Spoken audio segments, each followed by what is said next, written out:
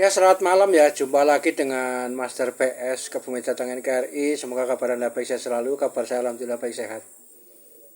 Dan selamat menjalankan ibadah puasa Ramadan 1444 Hijriah 2023. Semoga bisa diterima amal ibadah kita, puasa kita, dan pekerjaan kita saat ini.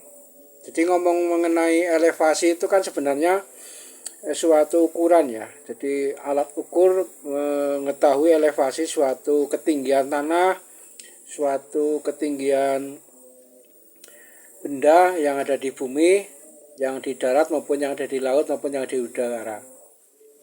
Itu jadi elevasi itu sebagai alat ukur ya, alat ukur untuk mengetahui tinggi rendahnya suatu benda seperti tanah, seperti tanah di daratan, tanah di lautan maupun tanah di dataran tinggi maupun dataran rendah ataupun elevasi pada di udara. Di udara itu ada elevasi, ada ukurannya. Jadi ada alat ukurnya elevasi.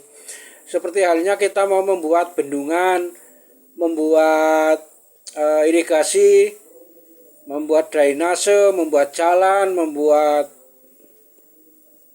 rumah, membuat apa saja itu ada elevasinya, ada ukurannya. Ukuran untuk mengetahui tinggi rendahnya suatu yang kita mau buat. Kalau bendungan tentu saja akan mengalirkan air ke bawah. Maka elevasinya dibuat, dicari yang paling tinggi. Maka di situlah dibangun bendungan. Kalau elevasinya rendah dibuat bendungan, ya tidak bisa mengalir airnya. Jadi harus menyesuaikan elevasinya dulu diukur. Nah, setelah elevasinya diukur ketinggian sekian, baru dibuat saluran irigasinya. Nah, itu baru air bisa mengalir. Jadi mengenai untuk bicara elevasi itu kan sebagai ukuran ya, ukuran suatu tinggi rendahnya suatu tanah di daratan, di lautan, ataupun tinggi suatu benda yang ada di udara, itu elevasi. Elevasi itu sebagai patokan ukuran ya. Dan alat ukur elevasi juga ada sebenarnya, itu kayak semacam penggaris, teodolit, dan lain-lain ya. Itu ada alat ukurnya sehingga bisa mengetahui tinggi rendahnya suatu tempat. Sehingga ketika kita mau membuat bendungan, membuat irigasi, drainase, membuat dam, membuat apa saja itu harus diukur dengan elevasi itu. Kalau enggak ya nanti air nggak bisa mengalir. Jadi air mengembang. Kalau mengembang malah jadi nggak bisa baik. Drainase itu harus bisa mengalirkan air, tidak boleh tertinggal sedikit pun di dalam saluran itu, harus bersih salurannya. Jadi air benar-benar mengalir ke bagian bawah. Kan rumus air dari atas ke bawah itu rumusnya. Jadi elevasinya harus digunakan pakai ukuran elevasi. Kalau tanpa itu tidak bisa membuat bendungan, membuat saluran irigasi tanpa ada elevasi diukur dulu, harus dielevasi dulu. Jadi segala sesuatu semuanya diukur. Buat baju aja diukur. Kalau enggak gimana nanti? Ya seperti itulah bicara mengenai elevasi suatu ukuran benda dan lain-lain, termasuk elevasi makan. Ukuran makan kan 3 kali ya, siang, pagi, sore. Tapi kan kadang nggak mesti.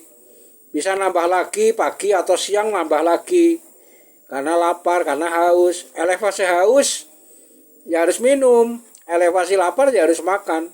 Tapi kan itu makanan, beda dengan struktur bangunan. Nah, kalau struktur bangunan kurang, ya jelas nggak baik, ya harus sesuai dengan ukuran. Makanya elevasi harus ditentukan lebih dulu, diukur lebih dulu.